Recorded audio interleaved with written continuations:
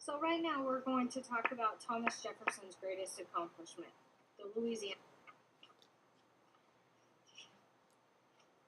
As of 1800, the territory of the United States was only as far west as the Mississippi River. We need to keep that in mind. Everything past that was owned by the Spanish, including what would be the Louisiana Territory.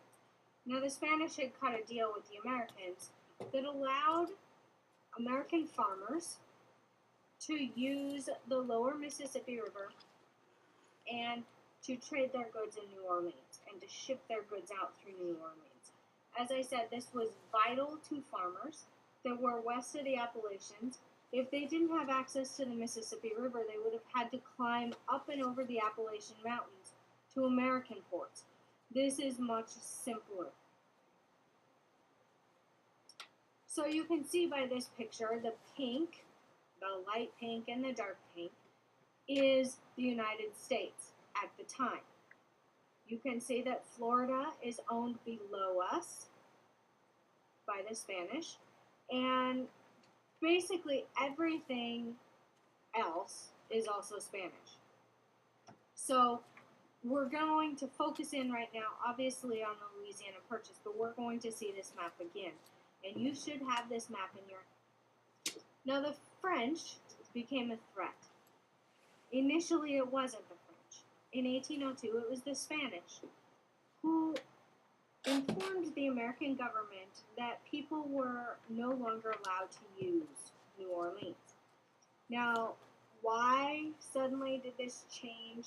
Jefferson learns that Spain and France had made a secret agreement that would transfer possession of the Louisiana Territory to the French. Now, we have to remember this is a time period with kings and queens. And very often, completely often, if you were of royal blood, you kept royal blood.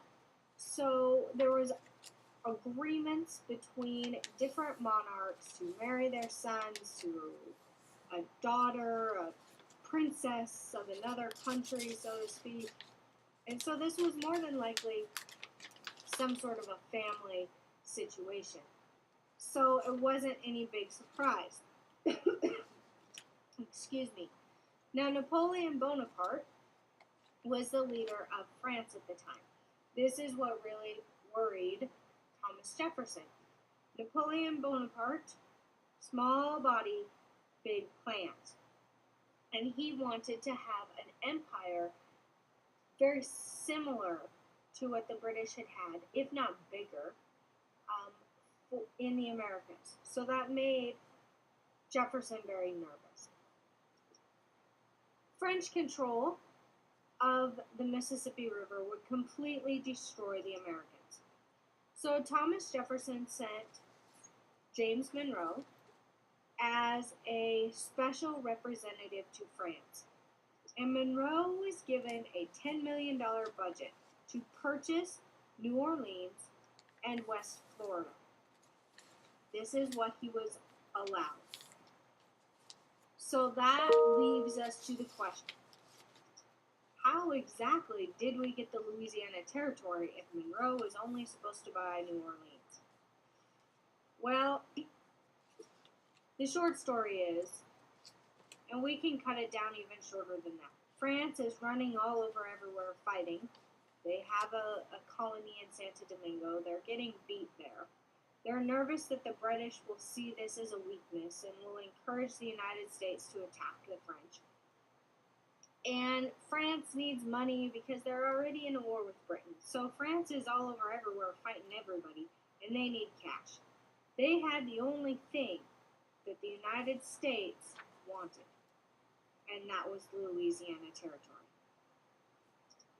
So the French Foreign Minister, Charles de Talleyrand, told James Monroe and the other American diplomats that the whole Louisiana Territory was up for sale.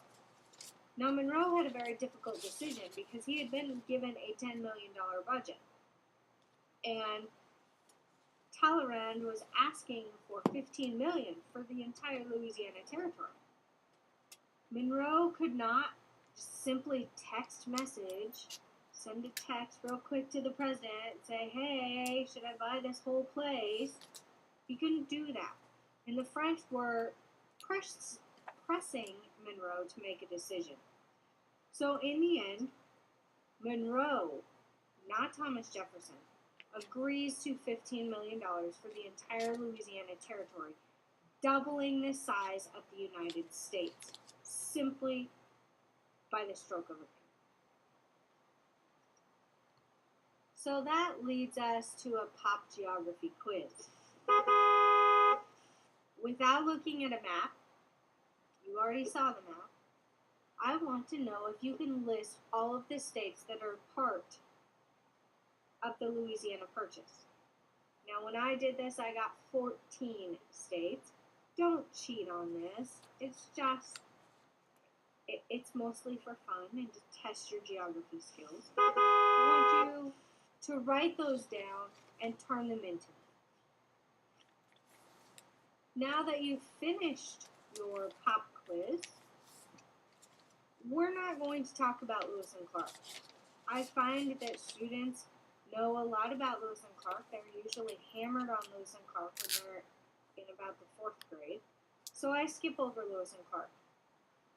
But I am curious to know what you know.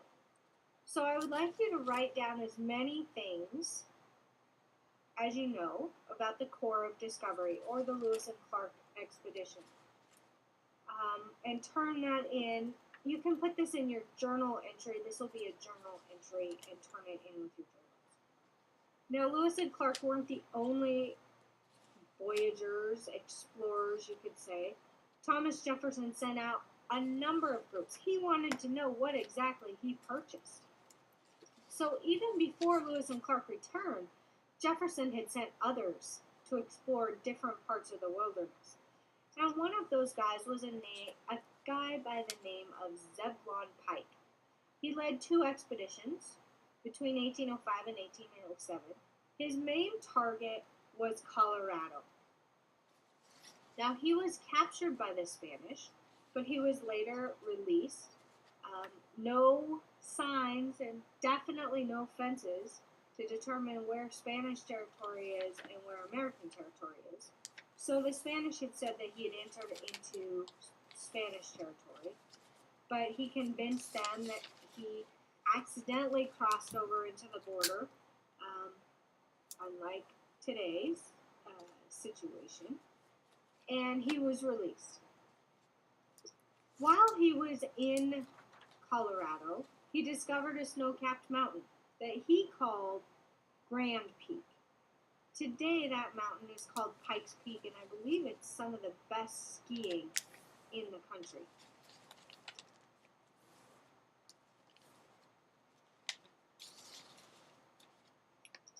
So, if you stuck with this entire PowerPoint presentation, you get the answers to the geography pop quiz. Here they are.